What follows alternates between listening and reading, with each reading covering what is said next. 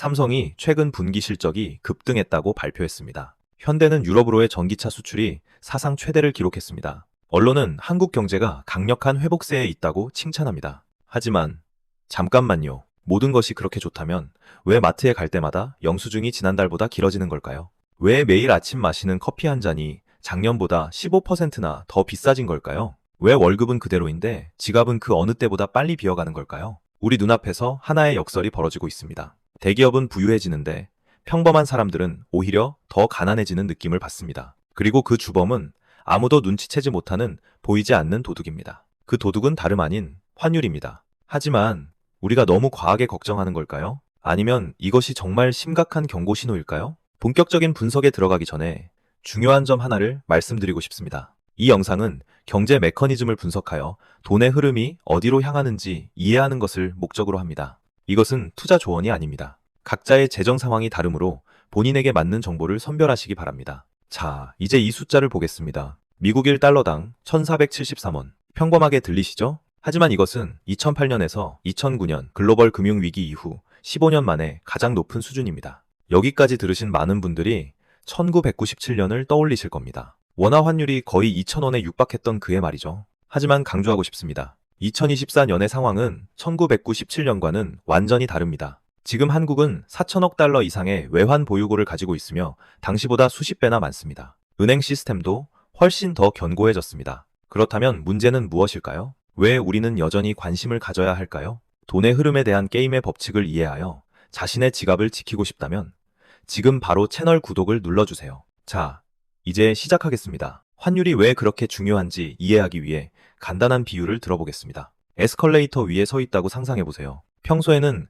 에스컬레이터가 위로 올라가고 당신도 위로 올라갑니다. 모든 것이 순조롭습니다. 하지만 지금 누군가가 방향을 반대로 바꾸는 버튼을 눌렀습니다. 에스컬레이터는 아래로 내려가는데 당신은 여전히 위로 올라가려고 합니다. 올라갈 수 있을까요? 네, 가능합니다. 하지만 제자리를 유지하려면 2배, 3배 더 빨리 걸어야 합니다. 그리고 정말로 위로 올라가려면 미친 듯이 뛰어야 합니다. 이것이 바로 외국인 투자자들이 한국에 돈을 투자할 때 직면하는 상황입니다. 구체적인 숫자로 설명해 드리겠습니다. 미국의 한 투자 펀드가 올해 초 한국 주식시장에 1억 달러를 투자했다고 가정해 봅시다. 그들은 삼성, 현대, SK하이닉스 주식을 샀습니다. 1년 후 그들의 포트폴리오는 20% 상승했습니다. 매우 인상적인 수치입니다. 하지만 잠깐만요. 같은 기간 동안 원화는 달러 대비 15% 가치가 하락했습니다. 실제 결과는 어떨까요? 주식을 팔고 원화를 다시 달러로 환전하면 실제 수익은 약 2%에서 3%에 불과합니다. 거래 수수료까지 포함하면 더 적을 수도 있습니다. 서류상으로는 20% 수익이지만 실제로 손에 쥐는 건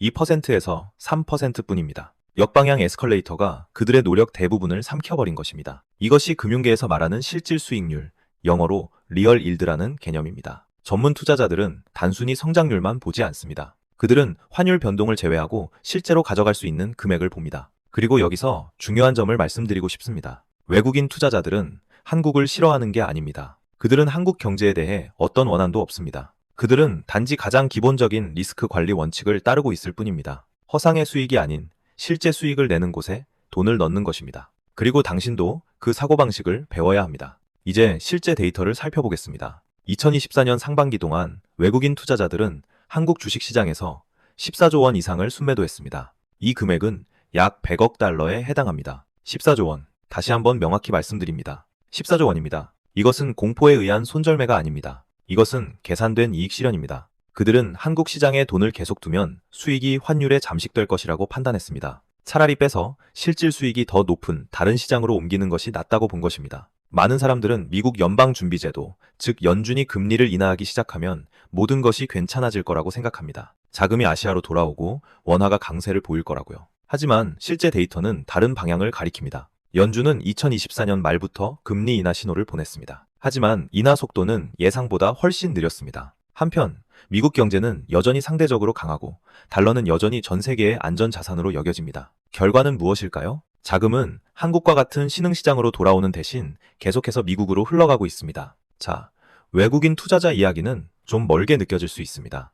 그렇다면 환율이 우리의 일상생활에는 어떤 영향을 미칠까요? 매일 구매하는 것들을 생각해보세요. 휘발유, 달러로 수입됩니다. 호주산 쇠고기, 수입 돼지고기, 달러로 결제됩니다. 아이폰, 델 노트북, 달러로 수입됩니다. 심지어 매일 아침 마시는 커피도 원두는 브라질이나 콜롬비아에서 수입됩니다. 물론 달러로요. 원화가 약해지면 수입 업체는 같은 양의 상품을 사기 위해 더 많은 원화를 지불해야 합니다. 이 비용은 사라지지 않습니다. 소매 가격에 직접 반영되고 결국 당신의 지갑에서 나가게 됩니다. 이것이 바로 많은 분들이 댓글에서 묻는 이유입니다. 왜 월급은 오르지 않는데 모든 것이 다 비싸지는 걸까요? 답은 여기에 있습니다. 당신이 들고 있는 돈의 구매력이 떨어진 것입니다. 월급은 여전히 300만 원이지만 그 300만 원으로 살 수 있는 것은 작년보다 10%에서 15% 적어졌습니다. 중소기업은 어떨까요? 그들은 더 힘든 상황에 있습니다. 원자재 비용은 환율 때문에 오릅니다. 대출 비용도 오릅니다. 중앙은행이 자금이 해외로 빠져나가는 것을 막기 위해 고금리를 유지해야 하기 때문입니다. 그들은 양쪽에서 압박을 받고 있으며 많은 중소기업들이 생존을 위해 고군분투하고 있습니다. 여기까지 듣고 아마 이런 질문을 하고 계실 겁니다. 그래서 상황이 어떻게 될까요? 환율이 계속 오를까요? 아니면 다시 내려갈까요? 저는 미래를 예측하는 수정구슬을 가지고 있지 않습니다. 솔직히 말씀드리면 무슨 일이 일어날지 확실히 안다고 주장하는 사람은 거짓말을 하고 있거나 망상에 빠져 있는 것입니다. 하지만 제가 할 수 있는 것은 현재 데이터를 바탕으로 3가지 가능한 시나리오를 분석하는 것입니다. 그리고 각 시나리오의 확률은 여러분이 직접 판단하실 수 있습니다. 첫 번째 시나리오, 낙관적 시나리오입니다.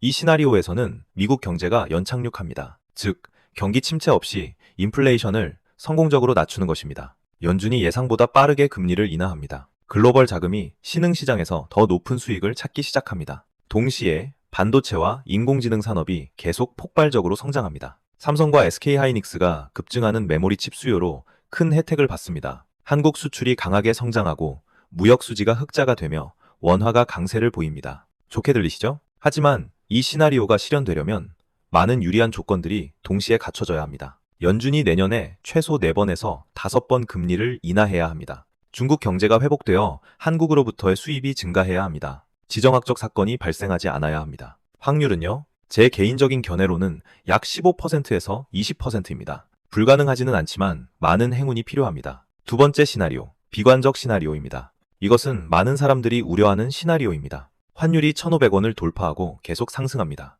외국 자본이 주식과 채권 시장에서 대규모로 빠져나갑니다. 한국은행이 환율 안정을 위해 외환 보유고를 매각하며 개입하지만 보유고에도 한계가 있습니다. 수입 인플레이션이 치솟는 반면 경제 성장은 둔화됩니다. 이것이 경제학에서 스태그플레이션이라고 부르는 상황입니다. 경기 침체와 인플레이션이 동시에 발생하는 것입니다. 이것이 최악의 시나리오인 이유는 쉬운 해결책이 없기 때문입니다. 인플레이션을 잡기 위해 금리를 올리면 경제가 더 침체됩니다. 경제를 부양하기 위해 금리를 내리면 인플레이션이 더 심해집니다. 이 시나리오의 확률은요, 약 25%에서 30%입니다. 높지는 않지만 대비가 필요할 만큼은 됩니다.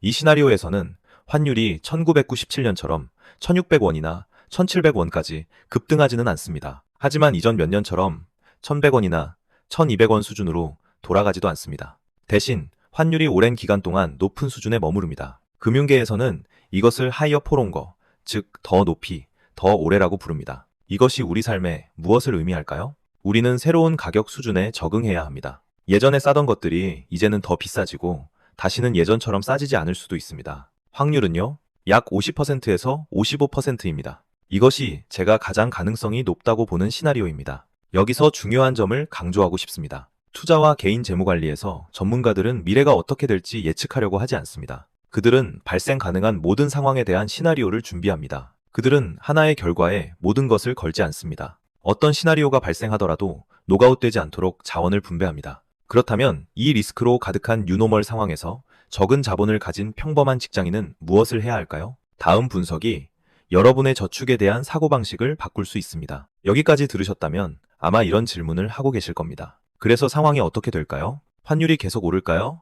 아니면 다시 내려갈까요? 저는 미래를 예측할 수정 구슬이 없습니다. 솔직히 말씀드리면 무슨 일이 일어날지 확실히 안다고 주장하는 사람은 거짓말을 하고 있거나 망상에 빠져 있는 겁니다. 하지만 제가 할 수 있는 것은 현재 데이터를 바탕으로 3가지 가능한 시나리오를 분석하는 것입니다. 그리고 각 시나리오의 확률을 스스로 판단해 보실 수 있습니다. 첫 번째 시나리오, 낙관적입니다. 이 시나리오에서는 미국 경제가 연착륙에 성공합니다. 즉, 경기 침체 없이 인플레이션을 잡는 데 성공하는 겁니다. 연준이 예상보다 빠르게 금리를 인하합니다. 글로벌 자금이 신흥시장에서 더 높은 수익을 찾기 시작합니다. 동시에 반도체와 인공지능 산업이 계속 폭발적으로 성장합니다. 삼성과 SK하이닉스가 메모리 칩 수요 급증에 큰 수혜를 받습니다. 한국 수출이 강하게 성장하고 무역 수지가 흑자가 되고 원화가 강세로 돌아섭니다. 멋지게 들리죠? 하지만 이 시나리오가 실현되려면 많은 유리한 조건들이 동시에 맞아떨어져야 합니다. 연준이 내년에 최소 4~5번은 금리를 인하해야 합니다. 중국 경제가 회복되어 한국으로부터의 수입을 늘려야 합니다. 지정학적 사건이 일어나지 않아야 합니다. 확률은요? 제 개인적인 관점으로는 약 15에서 20%입니다. 불가능하지는 않지만 많은 행운이 필요합니다. 두 번째 시나리오, 부정적입니다. 이것은 많은 사람들이 우려하는 시나리오입니다. 환율이 1,500원을 돌파하고 계속 상승합니다. 외국 자본이 주식과 채권 시장에서 대규모로 빠져나갑니다. 한국은행이 환율 안정을 위해 외환 보유고를 팔아서 개입해야 하지만 보유고에도 한계가 있습니다. 수입 인플레이션이 치솟는 반면 경제 성장은 둔화됩니다. 경제학에서는 이것을 스태그플레이션이라고 부릅니다. 침체와 인플레이션이 동시에 오는 것입니다. 이것이 최악의 시나리오인 이유는 쉬운 해결책이 없기 때문입니다. 인플레이션을 잡으려고 금리를 올리면 경제가 더 침체됩니다. 경제를 살리려고 금리를 내리면 인플레이션이 더 올라갑니다. 이 시나리오의 확률은요, 약 25에서 30%입니다. 높지는 않지만 대비가 필요할 만큼은 됩니다. 세 번째 시나리오, 기본 시나리오입니다. 제 생각에 이것이 가장 현실적인 시나리오입니다. 이 시나리오에서는 환율이 1997년처럼 1600이나 1700원까지 급등하지는 않습니다. 하지만 예전처럼 1100에서 1200원으로 돌아가지도 않습니다. 대신 환율이 높은 수준에서 오랜 기간 머무릅니다. 금융계에서는 이것을 하이어 포롱거라고 부릅니다. 더 높게, 더 오래. 이것이 우리 삶에 무엇을 의미할까요? 새로운 물가 수준에 적응해야 합니다. 예전에 쌌던 것들이 이제는 더 비싸질 것이고 다시는 예전처럼 싸지지 않을 수도 있습니다. 확률은요, 약 50에서 55%입니다. 제가 가장 가능성이 높다고 보는 시나리오입니다. 여기서 중요한 점을 강조하고 싶습니다. 투자와 개인 재무관리에서 전문가들은 미래가 어떻게 될지 맞추려고 하지 않습니다. 그들은 일어날 수 있는 모든 상황에 대한 시나리오를 준비합니다. 그들은 하나의 결과에 모든 것을 걸지 않습니다. 어떤 시나리오가 펼쳐지더라도 노가웃 당하지 않도록 자원을 배분합니다. 그렇다면 이 위험으로 가득한 뉴노멀 시대에 적은 자본을 가진 평범한 직장인은 무엇을 해야 할까요? 다음 분석이 당신의 저축에 대한 사고방식을 바꿀 수 있습니다. 저는 여러분이 무엇을 해야 할지 모른 채 막연한 불안감만 안고 이 영상을 떠나는 것을 원하지 않습니다. 그래서 누구나 경제 상황을 평가하기 위해 따라볼 수 있는 3가지 간단한 지표를 공유하겠습니다. 이것을 국가 재정 건강의 대시보드라고 생각하세요. 이것을 읽기 위해 경제 전문가가 될 필요는 없습니다. 첫 번째 지표, 원달러 환율입니다. 이것이 가장 직관적인 지표입니다. 언제든지 구글에서 검색할 수 있습니다. 주목해야 할 심리적 기준선은 1480원입니다. 환율이 이 수준을 돌파하고 몇 주 동안 유지되면 시장이 긴장 상태에 있다는 신호입니다. 대응 방법은 불필요한 사치 지출에 더 신중해지는 것입니다. 저축을 우선시하고 유동성을 유지하십시오. 환율이 1,500원에 가까워지거나 넘어서면 자산 다각화를 진지하게 고려해야 할 때입니다. 두 번째 지표, 외국인 자금 흐름입니다. 금융 뉴스 사이트나 한국거래소 웹사이트에서 이 데이터를 찾을 수 있습니다. 주목해야 할 지표는 넷셀링, 즉 외국인의 순매도 규모입니다. 외국인이 한 달에 20조 원 이상의 대규모로 지속적으로 순매도하면 자금이 시장을 떠나고 있다는 신호입니다. 주식을 보유하고 있다면 포트폴리오 재조정을 고려해야 합니다. 세 번째 지표, 외환 보유고입니다. 이것은 필요할 때 개입하기 위한 국가 지갑 속의 돈입니다. 한국은 현재 4천억 달러 이상의 외환 보유고를 가지고 있습니다. 약 8개월에서 9개월의 수입을 충당하기에 충분합니다. 이것은 국제 기준으로